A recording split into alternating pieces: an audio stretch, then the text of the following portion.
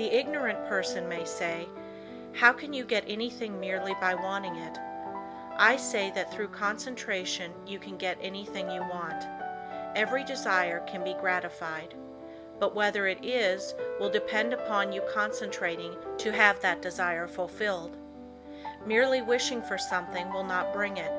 Wishing you had something shows a weakness and not a belief that you will really get it. So never merely wish, as we are not living in a fairy age. You use up just as much brain force in vain imaginings as you do when you think of something worthwhile. Be careful of your desires. Make a mental picture of what you want and set your will to this until it materializes. Never allow yourself to drift without helm or rudder.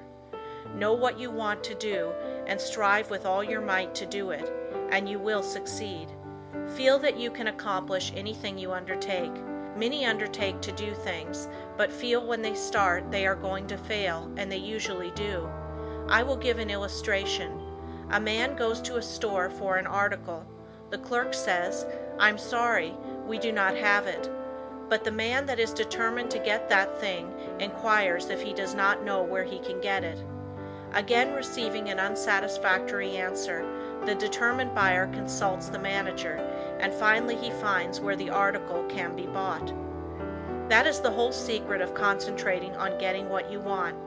And remember, your soul is a center of all power, and you can accomplish what you will to. "I'll find a way or make one" is the spirit that wins. I know a man that is now head of a large bank. He started there as a messenger boy. His father had a button made for him with a P on it and put it on his coat. He said, "Son, that P is a reminder that someday you are to be the president of your bank. I want you to keep this thought in your mind. Every day do something that will put you nearer your goal." Each night after supper he would say, "Son, what did you do today?" In this way the thought was always kept in mind. He concentrated on becoming president of that bank, and he did. His father told him never to tell anyone what the P stood for. A good deal of fun was made of it by his associates, and they tried to find out what it stood for, but they never did until he was made president, and then he told the secret. Don't waste your mental powers in wishes. Don't dissipate your energies by trying to satisfy every whim. Concentrate on doing something really worthwhile. The man that sticks to something is not the man that fails. Power to him who power exerts. Emerson. Success today depends largely on concentrating on the interior law of force, for when you do this you awaken those thought powers or forces which when used in business ensures permanent results. Until you are able to do this, you have not reached your limit in the use of your forces. This great universe is interwoven with myriads of forces. You make your own place, and whether it is important depends upon you. Through the indestructible and unconquerable law, you can in time accomplish all right things, and therefore do not be afraid to undertake whatever you really desire to accomplish and are willing to pay for in effort. Anything that is right is possible. That which is necessary will inevitably take place. If something is right, it is your duty to do it, though the whole world thinks it to be wrong.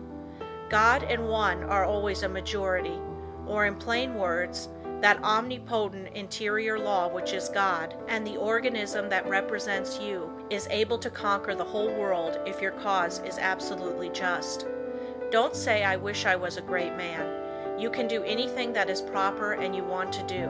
Just say, "You can, you will, you must." Just realize this and the rest is easy. You have the latent faculties and forces to subdue anything that tries to interfere with your plans. Let the troubles and responsibilities of life come thick and fast. I am ready for them. My soul is unconquerable. I represent the infinite law of force, or of all power.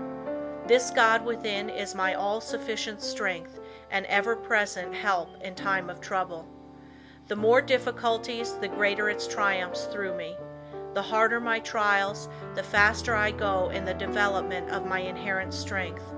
Let all else fail me. This interior reliance is all-sufficient. The right must prevail.